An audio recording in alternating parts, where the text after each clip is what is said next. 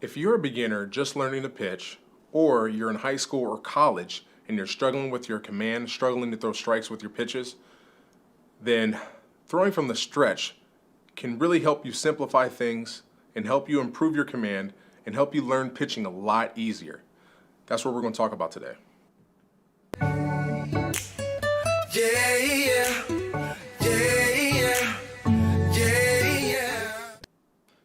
What's good, everybody? Hopefully audio is good. I think I finally figured this YouTube streaming thing out. Hopefully if someone appears, I'll be able to see you in chat. I am recording just in case. But like you saw in the little intro, we're going to be talking about the stretch versus the wind-up today. And if you've done any one-on-one classes with me, you understand that I'm a big fan of the stretch. We're going to get into how it impacted my career, but there's some, quick little things I really want to, talk about. But just want to make sure everybody is aware. My name's Perci Garner. I was a major league pitcher, and I make these videos to help you become one. Now, on this journey, we got to remember, we got to crawl before we walk. Don't get ahead of yourself.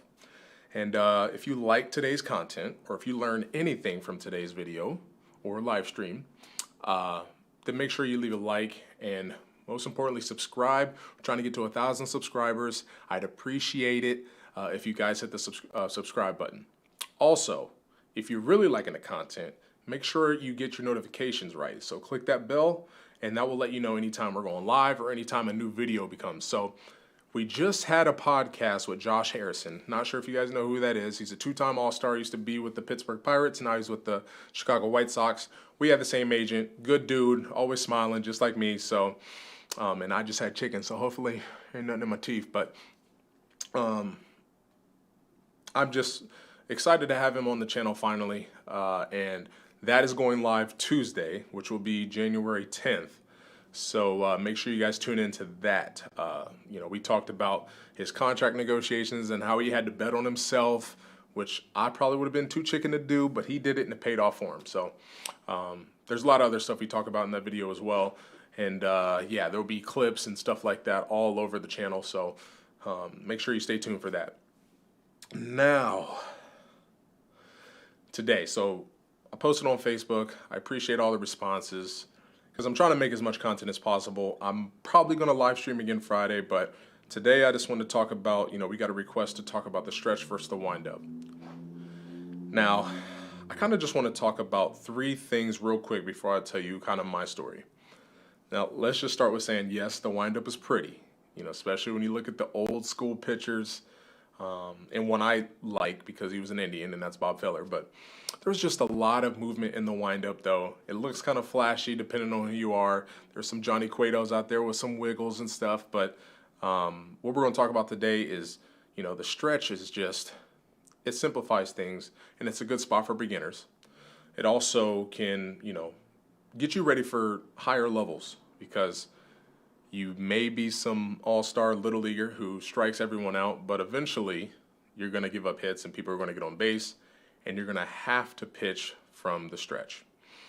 And that's where your big money pitches come from, and that is the stretch.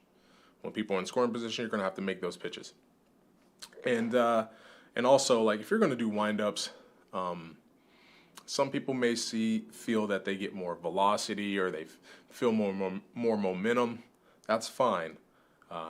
But, I'm not saying that you should never do a wind-up. I didn't. Once my career took off, I just took the wind-up out of my arsenal. And there's other pitchers that have done that as well. Carlos Carrasco, he struggled early on his career, and now he just is the stretch exclusive, even when no one's on base, and he's a starter. So we'll get into that. But today, let's just start with, the beginning stages. And when you come to my class, or we do one-on-ones, or you're in our Discord, by the way, if you want to join the Discord, the link will be in the description. We're trying to grow that community, talk about pitching, baseball, and amongst other things. But we're focusing on baseball. But it's a beginning part. It simplifies things. There's not as much movement, and you can kind of figure out mechanically what you're doing wrong, easier from the stretch, less moving parts, if I haven't said that enough. And I just think it's probably your best bet when you're starting out. I know if you come to my class, we will only be doing stretch, and once we get at a certain distance, we'll be doing curl hops, but it still originates from the stretch, and then we'll curl hop from there. I just think it's the best way to learn pitching. Now, as you show to yourself that you can command your fastball 7 out of 10 times, throw it where you want, throw it for strikes, then that's when you can start figuring out how you want to do your windup. And the windup can, get you in rhythm, but for all those people saying, well, the windup, you can give up a hit the first pitch of the game, and then you're pitching from the stretch. So that's why I think it's very important. And at the end, I'll touch on the windup and how I think you should go about doing the windup. But yeah, so we talked about it being important for beginners just to, help you figure out how to pitch and in keeping things simple. Now, the other point I want to talk about is, once you get later on in baseball, say you are high school, college, pro levels, you start to realize that, the biggest pitches and the most important pitches you're going to make are when people are on base.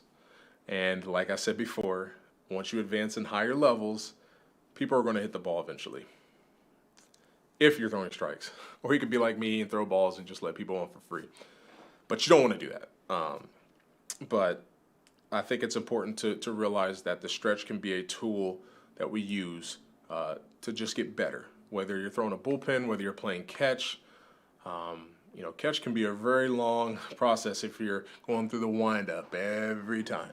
So that's why, we focus on the stretch when we're throwing bullpens, throwing flat grounds. A lot of the people that I saw throw bullpens at the professional level, they did stretch all the way through, and then their last couple pitches, they would go from the windup.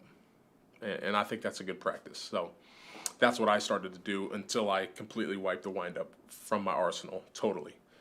And even when I got called up to the big leagues, I never pitched from the windup ever again. So, but yeah, you have to realize that pitching with men on base, getting that timely double play, getting that strikeout when you have bases loaded, or someone on third when you need a strikeout because, a sacrifice fly is going to get a run in. Being able to have damage control really, really depends on your ability to pitch from the stretch. So that's why I'm harping on that. Now I kind of want to touch on why and how you can pitch effectively from the windup. So what I used to do, when I first started pitching from the windup, I had all these movements. I stepped so far off the rubber, and if you're a good athlete, that's fine. If you're a Marcus Stroman, where your athleticism is through the roof, you can wind up however you want. But for the average pitcher, you're not a super athlete that could dominate and go pro in every sport. So to simplify things, you can just make your movements smaller. So what I used to do is I kind of would already start kind of staggered a little bit, and I would just do a small step. So if I'm pitching from the stretch, it'd be like this, and I'd lift my leg. If I'm pitching from a windup, I would just turn a little bit, do one step, and then I'm back to my stretch. So I recommend that when you're first starting to do the stretchers or from the windup, there's no need to take this big honking move and, come all the way back over your head. And I mean, I wouldn't recommend doing that, but to each his own. And if you're, like I said earlier, if you're advanced and you don't have a problem with command, do what you want. But this video is for those who are learning to pitch or struggling with command like I did my whole career. So also, pitching from the windup, I feel like it's a little bit of a myth that you can get more velocity. I know towards the end of my career, when I wiped the windup out is when I started throwing harder. Now, there's a lot of factors that goes in that, but I just want to have you sit with that point. Now, before we, end this video, I just want to make sure that I do talk about my story. So, and I'll kind of parallel it with Carlos Carrasco. So my story was, I was a good pitcher in Little League and in high school and all that, but I always had command issues, which I think kind of worked in my favor because maybe hitters were a little bit afraid in the batter's box, and it kind of helped me out because I was effectively wild. But no pitcher wants to admit that. You want to have, intention when you back someone off the plate or throw a ball on purpose. So, but that was me. I might have a no-hitter, but I might have had 10 walks that game and threw over 100 pitches in a 7-inning game. So that's what my struggle was. And I know there's a lot of pitchers that went through that same struggle. But I want to say my career made a change the Phillies, I think, incorporated it. The Phillies were like, hey, let's just simplify things. And those are professional pitching coaches, so they know what they're doing. They decided to just simplify things and let's just pitch from the stretch. And so that's what I did. And I started to see a little bit of success. And I think 2011 was the first year I went out and just said, you know what, no windup. And 2011 was the first season I had success. But then I jumped back into the windup. Once I had success in 2011, 2012, and 2013, 2014, I went back into the windup. And, I pitched okay. But once I got signed by the Indians, I became a reliever. So I just pitched the windup wholeheartedly. And, velocity went up, command went up. And I think it was just because I simplified things. And I was able to focus on the competition part of baseball and not worrying about my mechanics, what my body's doing. So overall, I think it was a good decision. And like you can see in Carlos Carrasco, if you watch any of his games now, first pitch of the game, stretch. So I think I've proved my point with that. But before, just to quickly review, the stretch helps you learn how to pitch, simplifies things for you. And also, if you're ever, high school, college, professional level, even like me, struggling with your command, struggling to throw strikes, going back to the stretch only and simplifying things can help you get your command back and kind of find things that are throwing you off. And then after that, just realizing when you incorporate the windup, make sure you're, not overdoing it and, doing these Bob Feller wind-ups. Just keep it simple and don't try to, you don't have to have the glove over the head or anything like that.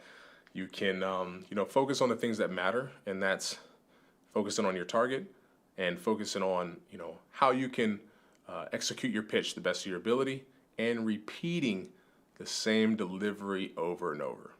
That's the reason we want to simplify things, because when you simplify your mechanics, you're able to repeat them. So that's all we have. I'm going to do more of these live streams, so get used to this format. I appreciate the feedback on Facebook. I enjoy doing this. It's a lot easier for me to get you the content I need to get you. So, I hope some of these tips encourage you. Some of these tips help you. Remember, we got to crawl before we walk. And I just love the opportunity to get to share what I've learned in my whole career and bring it to you the best way I can. And if you have any tips for me, like I said, join the Discord. There's an ideas and feedback channel, and you can let me know, hey, Perci, you're talking too fast. Because I'm running out of breath, so I think I am talking a little fast. But, I got a lot of stuff going on, and I'm trying to find little pockets of time that I could, serve you guys, serve you my audience, and try to grow it. So remember, we're trying to hit 1,000 subscribers. So if you're watching this video and you haven't subscribed, please click the subscription button. It's very easy. It's free for you, and it helps this content get in front of more people. And I think me being able to share my knowledge with more people is better for all of us. So again, thank you guys for tuning in. Thank you for the support that I get. And look out for that Josh Harrison podcast coming up next week. And let's aim to see you guys Friday. So I'll see you next stream. Peace.